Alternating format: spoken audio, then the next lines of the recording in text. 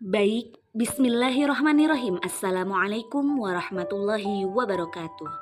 Saya Ayuni Khairiyah, mahasiswi PPG Prajabatan Matematika Gelombang 2 Universitas Muhammadiyah Sumatera Utara.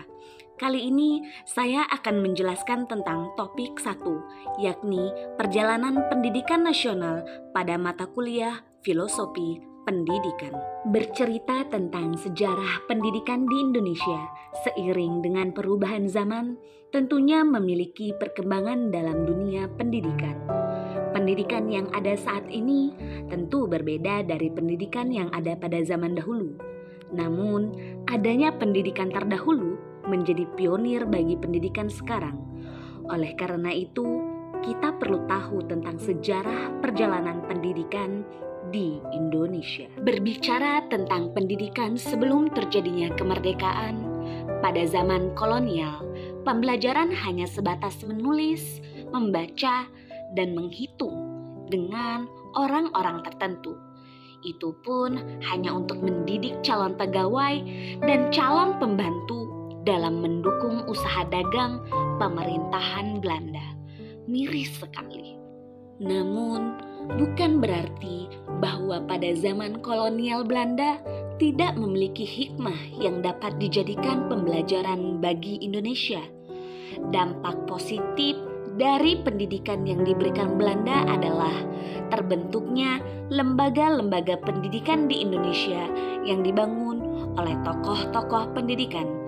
Di antaranya adalah Bapak Willem Iskandar. Pada tahun 1862, beliau mendirikan Quick School Tanah Batu atau Sekolah Guru Bumi Putra di Penyambungan, Sumatera Utara. Tokoh pendidikan selanjutnya adalah Kiai Haji Hashim Asy'ari. Pada tahun 1899, beliau mendirikan pesantren Tebu Ireng. Lalu pada abad ke-20, pesantren tersebut menjadi pesantren terbesar dan terpenting di Pulau Jawa. Lalu, salah satu tokoh pendidikan wanita yang membuat buku dengan judul Habis Gelap Terbitlah Terang, yakni Raden Ajeng Kartini, pada tahun 1903 membuka sekolah gadis di Jepara untuk melepaskan kaum wanita dari belenggu adat istiadat dan mengangkat derajat wanita. Tokoh pendidikan selanjutnya adalah Kiai Haji Ahmad Dahlan. Pada tahun 1912, beliau mendirikan perkumpulan Muhammadiyah yang mengajarkan pendidikan Islam secara modern sesuai dengan tuntutan Al-Quran dan hadis.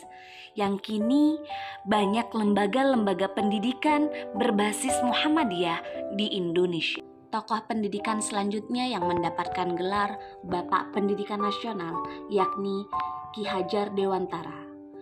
Beliau mendirikan Taman Siswa pada tahun 1922 di Yogyakarta sebagai wadah rakyat untuk merdeka dan bebas dalam belajar. Selain dijajah oleh Belanda, kita juga dijajah oleh Jepang.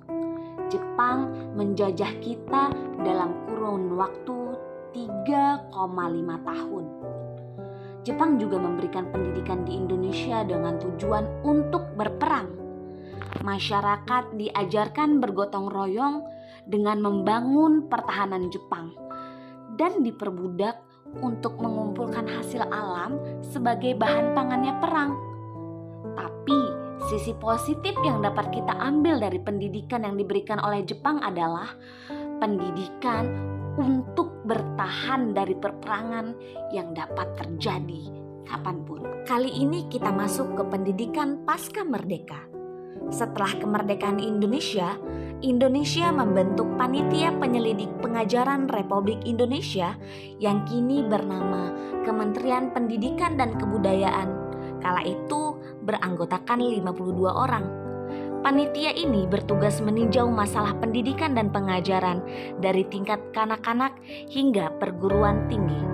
Hal lain yang juga menjadi perhatian panitia ini adalah terkait rencana pelajaran, organisasi pemeliharaan, isi pendidikan, dan pengajaran. pengajaran tinggi atau perguruan tinggi diusahakan mengirimkan pelajar-pelajar ke luar negeri, dan wajib sekolah dilaksanakan secara bertahap, sesingkat-singkatnya 10 tahun. Lalu, bagaimana pendidikan pada abad ke-21? Pada abad ini, pembelajaran tidak lagi berfokus terhadap penerapan kebudayaan, namun berfokus terhadap satu, berpikir kritis. Yang kedua, melakukan pemecahan masalah. Yang ketiga, memiliki kecakapan dalam berkomunikasi. Yang keempat, kita dituntut untuk kreatif dan selalu berinovasi. Yang kelima, kita harus bisa berkolaborasi demi menemukan gagasan atau ide dan menyelesaikan masalah secara bersama-sama menuju visi bersama. Yang keenam, kita dituntut untuk mampu menguasai teknologi sesuai dengan perkembangan zaman. Baik, demikian dari saya. Kurang dan lebihnya saya mohon maaf. Wabillahi taufiq wal hidayah. Wassalamualaikum warahmatullahi wabarakatuh.